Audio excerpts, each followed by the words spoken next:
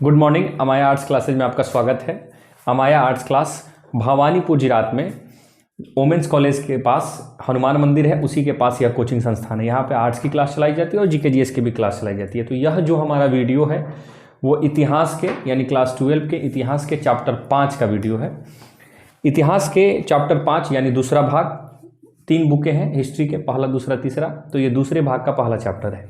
तो पहले चैप्टर का नाम है यात्रियों के नज़रिए, और यह जो समय का पीरियड है वो 10वीं शताब्दी से लेकर 17वीं शताब्दी के बीच में जो भी यात्री भारत में आए थे उसमें से कुछ चुनिंदा यात्रियों का वर्णन इस चैप्टर में दिया गया है, और इसी चैप्टर को बेस बनाकर इस चैप्टर को हम समझने का प्रयास करेंगे। तो इस चैप्टर के अनुसार यानी हिस्ट्री के 5वें नंबर चैप्टर यात्रियों के नज़रिए के अनुसार इस बुक के अनुसार 3 यात्रियों के बारे में वर्णन किया गया है। पहला जो यात्री है वो अल-बिरूनी है, दूसरे यात्री इब्न बतूता है, और तीसरे यात्री का नाम है फ्रांसवा बार्नियर। तो देखिए, अल-बिरूनी जो आए थे वो महमूद गजनवी के शासनकाल में भारत आए थे, और ये जब आए थे तो इनके समय का पीरियड था लगभग 11वीं शताब्दी। इब्न बतूता का जो समय काल था वह था 14वीं शताब्दी, और मोहम्मद बिन तुगलक के समय काल ये भारत आए थे।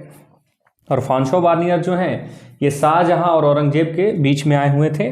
तो सभी के बारे में एक एक करके हमको समझना है। जब ये लोग भारत में आए थे तो इन्होंने बहुत सारे ग्रंथों की रचना की, फारसी, अरबी, संस्कृत, बहुत भाषा के ये लोग ज्ञाता भी थे। तो इनको एक एक करके हम समझने का प्रयास करेंगे। और सबसे पहले देखते हैं अल-बिरूनी। चलिए अब हम अल-बिरूनी के बारे में देखते हैं। तो अल-बिरूनी का जन्म 973 ईस्वी में उज्बेकिस्तान में एक जगह है ख्वारिज्म, वहाँ पर अल-बिरूनी का जन्म हुआ था। तो ये ऑब्जेक्टिव प्रश्न है कि अल-बिरूनी का जन्म कब हुआ था, तो 973 ईस्वी में, और कहाँ हुआ था, तो उज्बेकिस्तान का एक जगह है ख्वारिज्म। ये शिक्षा का बहुत बड़ा केंद्र था। तो इनकी प्रारंभिक शिक्षा जो थी वो ख्वारिज्म में ही हुई थी। एक छोटा सा पॉइंट इसी में है, यहीं पे देख लेते हैं इसको। अल-बिरूनी की मृत्यु 13 दिसंबर 1048 ईस्वी में अफगानिस्तान में हुई थी, गजनी में। कहाँ पे हुई थी? अफगानिस्तान में गजनी, उस समय फारस में पड़ता था ये। तो ये गजनी में इनकी मृत्यु हो गई थी। अल-बिरूनी भारत में 11वीं शताब्दी में आए थे महमूद गजनवी के साथ। महमूद गजनवी जब 1017 ईस्वी में, तो महमूद गजनवी के बारे में थोड़ा सा जान जाते हैं। ये गजनी वंश से संबंधित है, और भारत में 1000 ईस्वी से लेके 1027 ईस्वी के बीच में लगभग 17 बार भारत पर इन्होंने आक्रमण किया था महमूद गजनवी ने। और इन 17 आक्रमणों में सबसे प्रमुख था सोमनाथ मंदिर को 1025 में जब इन्होंने लूटा था उस समय। तो 1017 में जब महमूद गजनवी उज्बेकिस्तान में वो जगह ख्वारिज्म में लूटपाट मचा रहे थे, तो बहुत ज़्यादा शिक्षित व्यक्तियों को, कवियों को, लेखकों को इन्होंने कैद करके वहाँ से लाया था। तो उसी में एक व्यक्ति थे जिनका नाम था अल-बिरूनी। तो ये महमूद गजनवी के साथ 1917 में भारत आते हैं। और इनको क्या होता है, भारत में पंजाब वाले क्षेत्र से बहुत सारे पंडितों का अलग अलग प्रकार के विभिन्न माध्यमों से शिक्षा प्राप्त हो जाता है। जैसे संस्कृत के ये ज्ञाता बन जाते हैं, फिर फारसी के ज्ञाता बन जाते हैं, ये तो थे ही, अरबी, सीरियाई भाषा के बहुत ज़्यादा ज्ञाता बन जाते थे। कारण क्या था? तो इसके पीछे कारण यह था कि जब ये ख्वारिज्म से सभी कवियों को लेकर कैद करके आ रहे थे, तो उसमें विभिन्न प्रकार के बहुत सारे अन्य शिक्षाओं से, अन्य भाषाओं से ज्ञात जो कवि थे उनका एक समूह इन्होंने बनाया था। उन्हीं के माध्यमों से अल-बिरूनी जो थे वो बहुत ज़्यादा निखर के सामने आए, और इन्होंने एक पुस्तक की रचना की जिसका नाम था किताब उल हिंद, या फिर इनको बोला जाता है तहकीक हिंद। ये 2 पुस्तकों के रचनाकार अल-बिरूनी हैं। जो किताब उल हिंद के रचनाकार अल-बिरूनी हैं, ये अरबी भाषा में लिखा गया है, और इसकी रचना 1030 ईस्वी में की गई थी। इस पुस्तक में धर्म, दर्शन, त्यौहार, खगोल विज्ञान, कीमिया, रीति रिवाज के विषयों के आधार पर लगभग 80 अध्यायों का निर्माण किया गया है किताब उल हिंद में। तो ऑब्जेक्टिव मेरा क्या है कि किताब उल हिंद पुस्तक के रचनाकार कौन है? तो अल-बिरूनी। तहकीक ए हिंद पुस्तक के रचनाकार के हैं कौन है? तो अल-बिरूनी। अल-बिरूनी किसके साथ भारत में आए? तो महमूद गजनवी के साथ। महमूद गजनवी ने ख्वारिज्म पर कब आक्रमण किया? तो 1017 में। ये किस किस भाषा के ज्ञाता थे? संस्कृत थे, फारसी थे, अरबी थे, सीरियाई थे।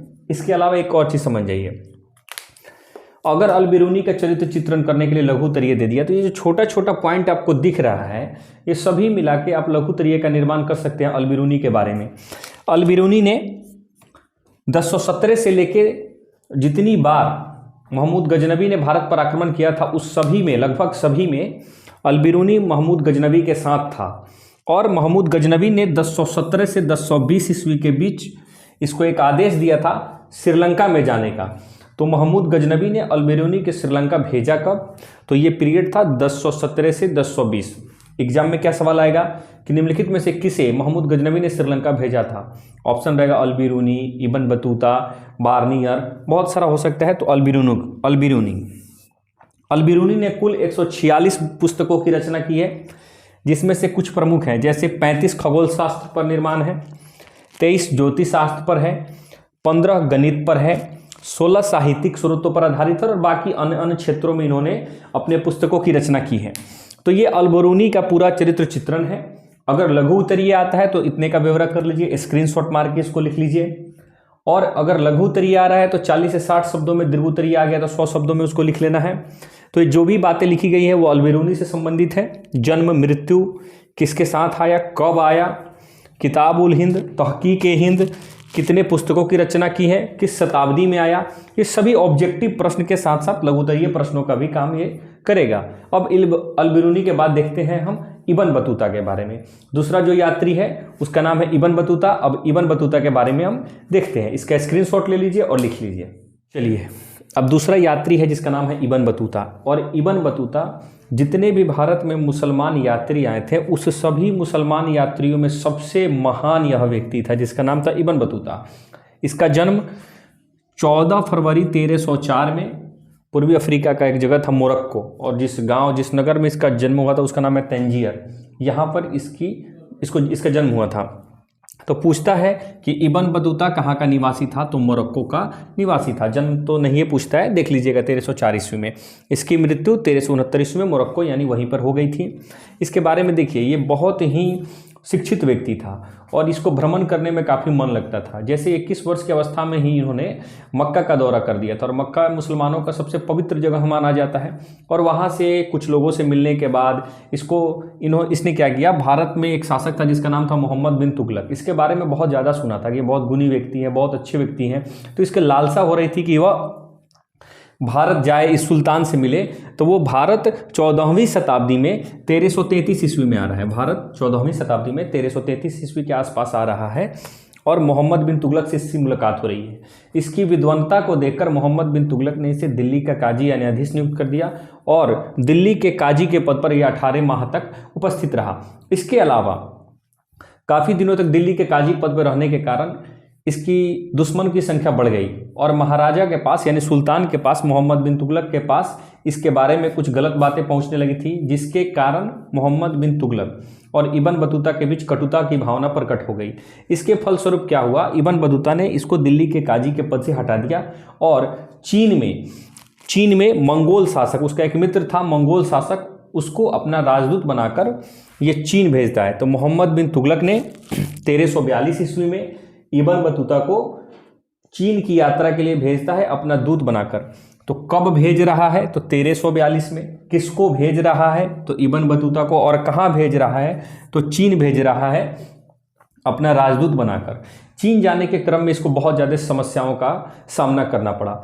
जैसे पहले ये यात्रा शुरू करने गया तो मालाबार तट पर पहुंचा, वहाँ पर काफ़ी ज़्यादा समुद्री लुटेरे से इसको झड़प हुई, लड़ाई हुई, वहाँ से जान बचाकर भागा तो फिर बंगाल पहुँचा, उसके बाद असम पहुँचा, उसके बाद सुमात्रा होते हुए जाकर यह चीन का जो जगह था उस समय जैतून, वहाँ पर पहुँचा। और ये मतलब ये जैतून का अभी का जो नाम है उसका नाम है क्वांझू वर्तमान में उस जगह का नाम है, और जिस जगह पर पहुँचता है उसका नाम है जैतून।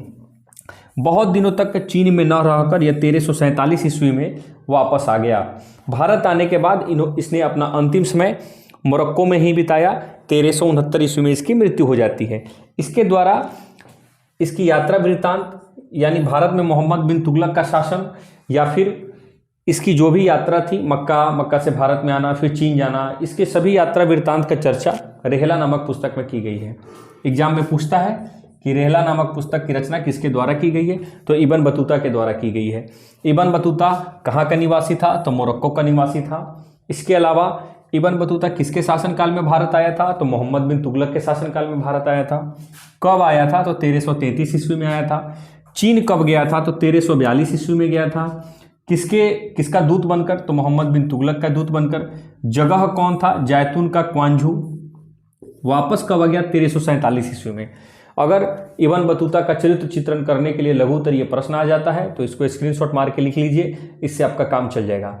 याद रखिएगा इसमें बहुत सारे ऑब्जेक्टिव प्रश्न भी छिपे हुए हैं, थोड़ा सा एक बार वीडियो देख लेना है, फिर पॉज करके इसको समझ लेना है, बिल्कुल 100% आप प्रश्नों के उत्तर दे सकते हैं। और जो तीसरा यात्री है उसके बारे में अब हम देखते हैं। चलिए, अगला जो यात्री है उनका नाम है फ्रांसवा बर्नियर। ये फ्रांस के निवासी है और यह भारत में 1656 ईस्वी के आसपास आए थे और उस समय शाहजहां का शासनकाल चल रहा था, तो उस समय शाहजहां के समय में ये भारत आए थे। तो 1656 से 1688 ईस्वी तक ये लगभग 12 वर्षों तक भारत में रहे थे। और शाहजहां के जो ज्येष्ठ पुत्र थे, यानी शाहजहां के जो बड़े पुत्र थे जिनका नाम था दारा शिकोह, और उनके परमानेंट यानी होम डॉक्टर के रूप में इनका कार्यभार था। यानी 12 वर्षों तक ये शाहजहां के पुत्र दारा शिकोह के चिकित्सक के रूप में काम किए हैं। फ्रांसवा बर्नियर की आत्मकथा यानी जो इनकी यात्रा वृत्तांत है, इनकी जो ग्रंथ है उसका नाम है travels in the Mughal empire, और इसका वर्णन 1670 से 1671 ईस्वी के बीच में पहली बार प्रकाशित किया गया था। और लगभग 5 वर्ष के भीतर ही इनके पुस्तकों का travels in the Mughal empire लगभग विभिन्न प्रकार के भाषाओं में इसका रूपांतरण कर दिया गया। जैसे अंग्रेजी में कर दिया गया, फिर डच में कर दिया गया, जर्मनी, इटाली की है भाषाओं में इसका अनुवाद कर दिया गया। यानी इनकी जो यात्रा वृत्तांत है वो मुगल एम्पायर के बारे में बताता है। किनका? तो फ्रांसवा बर्नियर के। ये किस देश के निवासी थे? तो फ्रांस के। पूछता क्या है ये कब आते हैं? तो 17वीं शताब्दी के आसपास ये भारत में आए हैं और शाहजहां के उस समय शासनकाल चल रहा था, उसी समय ये भारत आए हैं। तो अगर फ्रांसवा बर्नियर के बारे में पूछ रहा है कि किस देश के निवासी हैं, तो फ्रांस के। किसके शासनकाल में आए? तो शाहजहां के और औरंगजेब के, दोनों के बीच में ही आए थे ये। और ये किसके परमानेंट डॉक्टर थे? तो शाहजहां के ज्येष्ठ पुत्र दारा शिकोह किसके पुत्र थे? तो शाहजहां के। तो यही के चिकित्सक के रूप में कार्य किए थे। इनकी पुस्तकों को 1670 से 71 ईस्वी के बीच में प्रकाशित किया गया और 5 वर्ष के भीतर ही विभिन्न प्रकार के भाषाओं में इसका रूपांतरण अनुवाद कर दिया गया। ठीक है, ये 5 नंबर चैप्टर में, हिस्ट्री के 5 नंबर चैप्टर में 3 व्यक्तियों का यात्रा वृत्तांत है, अल-बिरूनी, इब्न बतूता और फ्रांसवा बर्नियर। इन तीनों में से कोई एक प्रश्न आते हैं लघु उत्तरीय लिखने को एग्जाम में। ये 5 नंबर चैप्टर है, इसमें बहुत सारे ऑब्जेक्टिव भी छिपे हुए हैं। आप इसको एक बार सुन लीजिए, देख लीजिए, फिर स्क्रीनशॉट मार के आप इसको लिख सकते हैं। इसके अलावा प्रत्येक दिन लिखने की भी प्रैक्टिस करनी चाहिए, होनी चाहिए। अगर आप इसको लिखने की आदत बनाइएगा तो लघु उत्तरीय प्रश्न काफ़ी अच्छे से लिख सकते हैं। तो ये 5 नंबर चैप्टर था हिस्ट्री का 12th क्लास की। अगर वीडियो अच्छी लगी तो सब्सक्राइब कीजिए, लाइक कीजिए और शेयर कीजिए। तब तक के लिए धन्यवाद।